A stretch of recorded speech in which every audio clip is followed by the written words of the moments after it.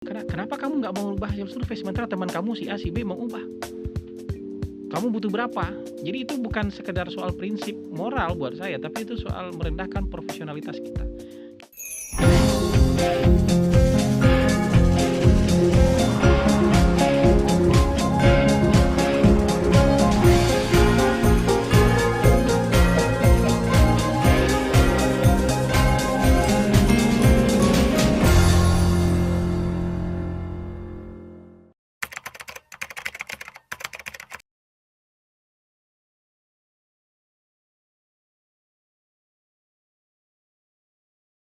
Iya kan, kalau itu tanggung jawab kita sesama pollster lah ya, tanggung jawab sosial lah.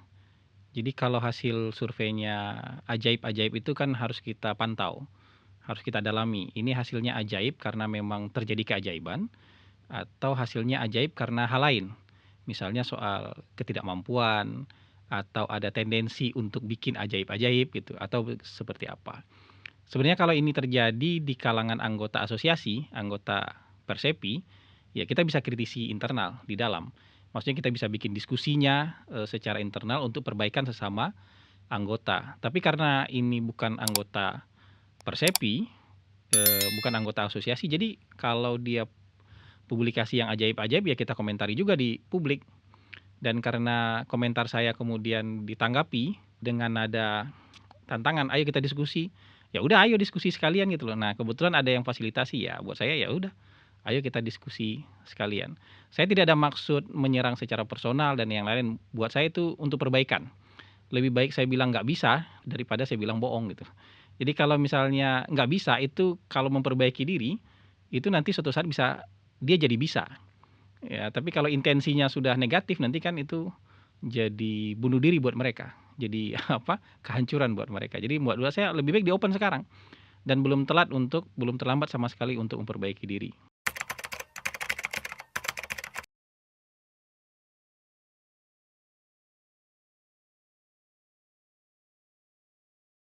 Ya, tergantung skala organisasinya ya. Kalau organisasinya baru 4 orang, 5 orang, ya mungkin bolehlah ya. Untuk hidup sederhana bolehlah. Karena survei ini kalau dilaksanakan dengan benar itu untungnya kan nggak banyak. Survei politik ini untungnya nggak banyak. Karena kondisi geografis kita, kondisi demografi kita, kondisi saluran fixed phone kita yang kecil sekali. Jadi mau nggak mau survei yang akurat itu memang harus sejauh ini baru face to face. Yang betul-betul akurat untuk kompetisi politik itu face to face interview. Belum ketemu yang lebih akurat daripada itu sebenarnya sejauh ini. Face to face interview itu mahal. Dan kalau misalnya berapa dapat survei 200 juta paling untungnya 40 juta.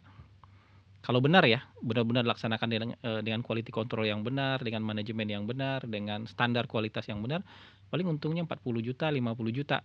Nah itu kalau untuk menggaji 4 peneliti bolehlah. Sisanya buat sewa kantor gitu, tabungan buat sewa kantor ya bolehlah gitu. Tapi kalau kantornya sudah besar, perusahaannya sudah tumbuh, mungkin sudah tidak hidup lagi dari survei politik. Tapi sudah hidup dari yang lain, mungkin dari political consultant atau public relation consultant mungkin, government relation consultant mungkin, atau public affairs consultant, ya mungkin yang semacam itulah. Jadi ini sebagai pembuka aja. Jadi menurut saya kalau bisnis awalan untuk organisasi kecil boleh. Tapi kalau perusahaannya tumbuh, ini hanya sebagai apa ya? Pintu pembuka kita untuk bisnis selanjutnya karena kita pegang data gitu. Jadi menguntungkan atau enggak tergantung. Buat yang kecil itu lumayan, tapi buat yang besar itu nggak bisa lagi disebut sebagai bisnis yang menguntungkan.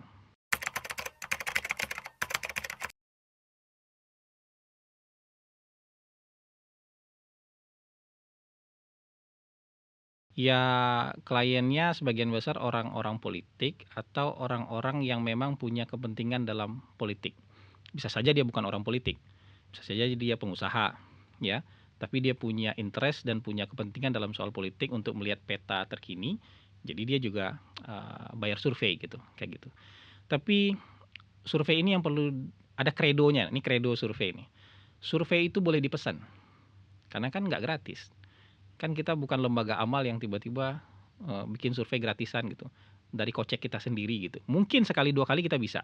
Jadi kayak kalau perusahaan sebesar Cyrus Network misalnya, itu dalam setahun sekali bisa satu survei yang betul-betul dikerjakan oleh CN secara mandiri, karena uang kita ada. Tapi kalau setiap survei dari kocek sendiri ya nggak mungkin. Itu nggak mungkin. Apalagi kalau lembaganya kecil, nggak besar-besar amat, itu dari kocek sendiri sudah hampir mustahil. Jadi selalu ada yang order lah, selalu ada yang pesan. Surveinya boleh dipesan, tapi hasilnya nggak boleh dipesan. Kan dua hal yang berbeda. Pekerjaannya boleh dibayar, tapi hasilnya nggak boleh disetting, nggak boleh dipesan. Itu sama kayak kalau kita punya masalah dengan darah, dengan kesehatan, kita ke lab kan. Ke labnya gratis apa bayar? Ke labnya kan bayar. Tapi hasil labnya, kolesterol kita tinggi, asam urat kita tinggi, gula darah kita tinggi misalnya, itu tergantung yang bayar atau tergantung hasil temuan lab? Kan tergantung hasil temuan laboratorium. Nggak bisa tiba-tiba, kan gue bayar labnya, kenapa kolesterol gue tinggi? Gue nggak jadi mau bayar lu atau gue tambahin bayarannya deh supaya kolesterol gue turun. Kan nggak bisa begitu.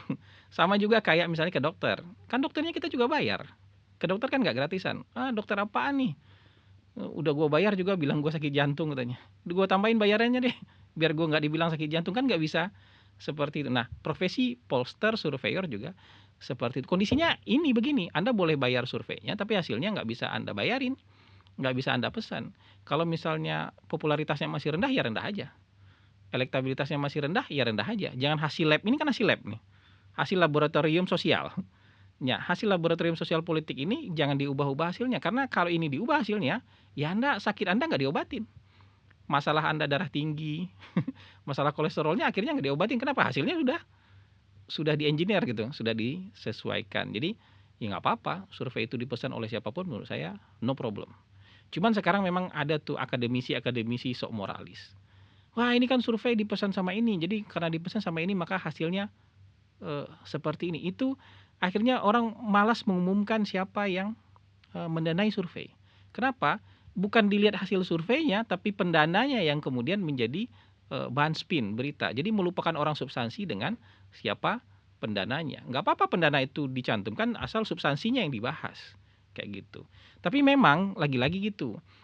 Kekhawatiran ini, kecurigaan itu gara-gara memang ada pollster-pollster gelap yang ajaib-ajaib tadi, yang memang bisa mengengineer hasil karena ada pangsa pasarnya itu, dia engineer hasil. Dan ini lembaganya tidak akan kunjung kredibel, tapi pangsa pasarnya ada. Sama kayak jual inilah, jual barang gelap lah, jual barang di pasar gelap lah. Ini barangnya nggak kredibel. Ya juga mungkin nggak asli, mungkin juga KW. Tapi karena pangsa pasarnya ada, ya udah, ada yang jual, ada yang beli gitu.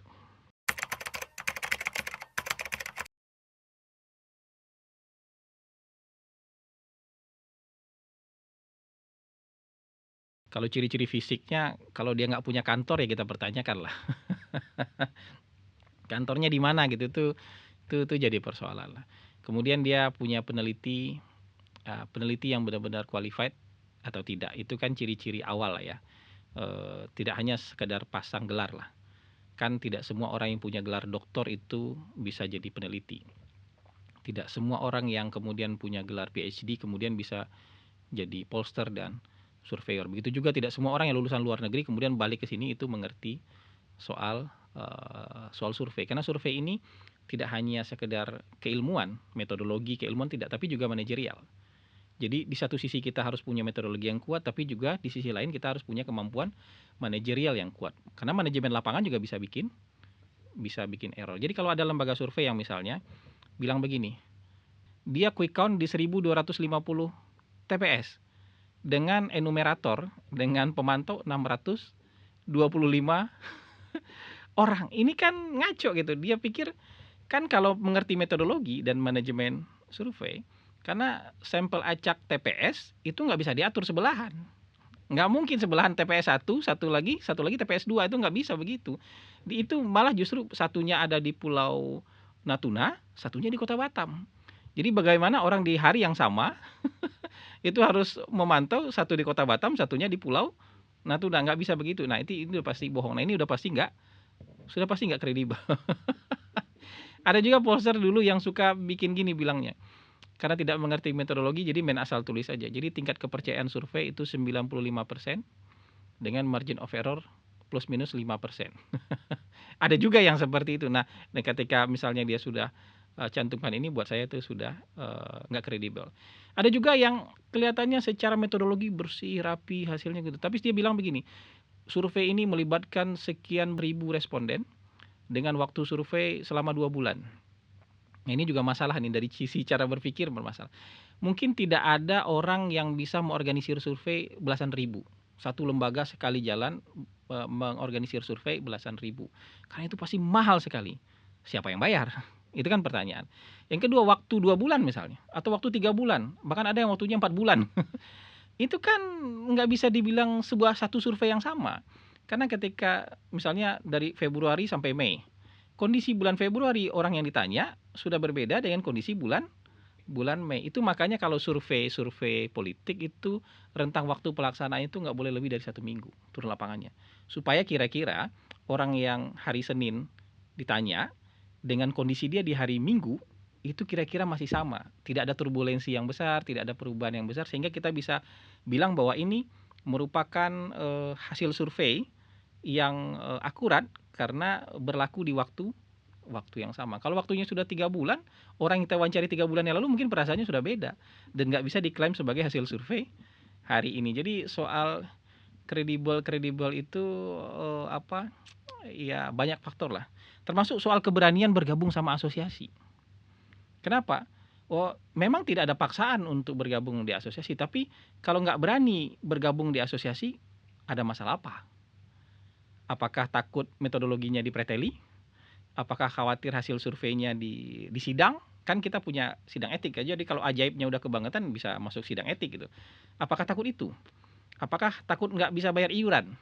Kalau nggak bisa bayar iuran juga berarti nggak kredibel. Menurut saya terakhir itu salingan kredibel apa enggaknya adalah ketika mereka berani atau enggak bergabung di asosiasi. Karena asosiasi ini kira-kira bisa memperkuat lah soal kredibilitas, integritas, kemampuan, dan standarisasi dari lembaga survei. Karena kita saling berbagi dan saling memperbaiki di dalam asosiasi gitu.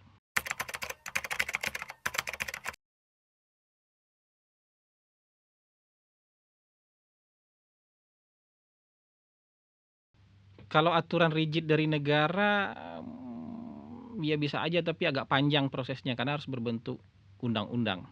Dan undang-undangnya pun paling mungkin mengarahkan bahwa semua pollster harus diakreditasi dan distandarisasi oleh asosiasi. Tidak bisa distandarisasi oleh negara, tapi oleh asosiasi. Nah, memang asosiasi sekarang ini dalam proses lah ya. Tumbuhnya sudah 12 tahun, 13 tahun, tapi tentu masih jauh dari sempurna. Cuman asosiasi ini kira-kira sekarang juga berfungsi secara informal sebagai peer group pressure. Jadi ada tekanan kelompok lah, kelompok pertemanan yang membuat orang memperbaiki diri. Misalnya begini, kalau misalnya kamu biasa nggak sholat, tapi tiba-tiba harus hidup di sebuah desa atau di sebuah pemukiman atau di sebuah lingkungan yang orangnya sholat semua, kan merasa aneh ketika kita sendiri nggak sholat gitu loh. Jadi mau nggak mau dibilang terpaksa, mau dibilang nggak enak, mau dibilang coba-coba atau apapun alasannya, mau nggak mau dia ikut sholat. Itu peer group pressure itu seperti itu. Nah, di dalam asosiasi juga seperti itu. Kalau ada yang selama ini belum terlalu mampu atau masih suka ajaib-ajaib, tapi ketika dia ngelihat teman-temannya di asosiasi, oh ternyata standarnya begini. Oh ternyata bikin kuesioner itu begini. Oh ternyata tuh manajemen itu begini. Oh ternyata hasil yang umum ditemukan oleh berbagai lembaga survei begini. Lah hasil gue kok beda sendiri. Hasil gue kok ajaib sendiri. Jadi dia akan bertanya, salah saya di mana? Nah, itu kan membuka ruang diskusi. Kalau gitu standarnya kita mau coba deh standar yang sama. Oh kalau gitu kita mau coba deh menggunakan integritas yang sama. Dengan model kuesioner yang sama atau dengan pola manajemen organisasi yang sama. Kira-kira gitu. Jadi peer group pressure ini bisa membuat standarnya meningkat. Jadi akan lebih baik kalau bergabung dengan asosiasi, begitu menurut saya.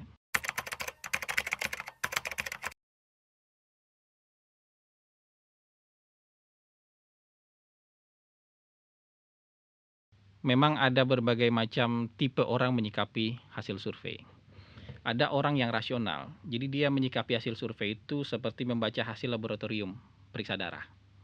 Oh ternyata kolesterol saya tinggi, oh ternyata gula darah saya begini, ternyata asam urat saya seperti ini. Dan itu objektif, oh ya kalau gitu saya harus perbaiki. Harus perbaiki pola makan, harus perbaiki olahraga, perbaiki durasi tidur, istirahat dan segala macam. Itu orang yang itu tuh rasional. Ada yang seperti itu ada. Ada juga yang memperlakukan apa? Hasil survei itu seperti membaca hasil zodiak, ramalan bintang. Jadi kalau bintangnya lagi bagus, wah ini benar nih rezekinya akan dapat rezeki besar. Oh benar nih, Anda adalah orang pintar yang akan meyakinkan banyak orang dan berhasil membuat keputusan bisnis yang tepat. Oh, terus dia bilang, oh ya ini bagus nih. Tapi ketika ramalan bintangnya jelek dia bilang, wah ini salah nih. Ramalan bintangnya ngawur nih gitu. Ramalan bintangnya nggak sesuai ini. Nah, ini yang memperlakukan hasil survei seperti ramalan bintang ini juga banyak. Nah, ini juga kadang-kadang kalau dia punya uang, kalau dia punya power, maka dia akan minta ramalan bintangnya diubah. Nah, ketika dia minta mengubah ramalan bintang, itu adalah ujian iman dan ujian profesionalitas bagi polster. Karena di satu sisi ada godaan uang, tapi di sisi lain ada etika profesionalitas yang harus ditegakkan. Karena kalau sekali terima itu, mengubah itu, mengengineer itu akan jadi pencemaran buat seluruh polster. Karena ya pertengkaran saya beberapa kali dengan para orang ya, klien yang memesan survei itu. Karena kenapa kamu nggak mau ubah hasil survei sementara teman kamu si A si B mau ubah? Kamu butuh berapa? Jadi itu bukan sekedar soal prinsip moral buat saya, tapi itu soal merendahkan profesionalitas kita. Kita sudah bekerja capek-capek, sudah bekerja dengan keras, menyodorkan hasil yang tepat dan benar, terus tiba-tiba dia bilang ubah deh hasilnya. Ya kalau kayak gitu ngapain kita harus turun lapangan? Kita dari awal kita tanya aja, abang mau hasil surveinya berapa, kita tulis aja di atas meja gitu. Ngapain kita capek-capek ke lapangan kalau hasilnya harus diubah. Jadi itu. Jadi kebanyakan itu karena ada satu orang yang di awal memulai mau menerima tambahan tambahan pendapatan dengan mengubah hasil survei, kemudian semua polster dianggap sama gitu, dianggap sama, siapa sih yang nggak bisa dibeli katanya. Ini bukan persoalan kita bermoral atau tidak, tapi kan profesionalitas kita di jangka panjang. Karena kita udah capek-capek turun lapangan, hasilnya mereka nggak terima. Ya kalau kamu mau terima nggak mau terima hasil lapangan, ya dari awal suruh tulis aja atas meja, sodorin kertas. Anda mau hasilnya berapa? Ngapain kita capek-capek ngabisin uang ke lapangan? Gitu, biar semuanya jadi keuntungan buat kita gitu. Nggak usah ngabisin uang buat biaya operasional lapangan kan kayak gitu. Jadi kadang-kadang ininya nggak dipakai. Tapi ketika kita bertahan seperti itu, tidak mau mengubah dan segala macam, pada ujungnya ketika mereka ingin mendapatkan kebenaran, mereka akan datang ke kita. Jadi gue pengen dapat, jadi sering juga gitu. Sekarang saya datang ke Anda ingin dapatkan hasil survei yang benar. Loh kenapa? Karena saya sudah kemarin sama poster yang itu saya atur hasilnya. Sekarang saya pengen dapat yang beneran gitu. Jadi jadi ya ini dialektikanya seperti itulah. Kadang-kadang bikin miris, kadang-kadang bikin ketawa. Ada yang tidak mau melunasi karena hasilnya tidak sesuai dengan maunya dia. Kan saya sudah bayar katanya. Kenapa hasilnya tidak sesuai dengan mauan saya? Loh Anda mau pilkada kok? Kan Anda nanti diuji oleh masyarakat. Nah, hasil yang kita berikan ini kan hasil potret persepsi dan keinginan masyarakat. Kalau Anda nggak terima ini, nggak mau memperbaiki diri, Anda kalah. Dipastikan kalah kayak gitu. Dan rata-rata yang begitu emang kalah sih. Sebagian besar, di atas 90% orang yang suka setting-setting angka itu kalah gitu.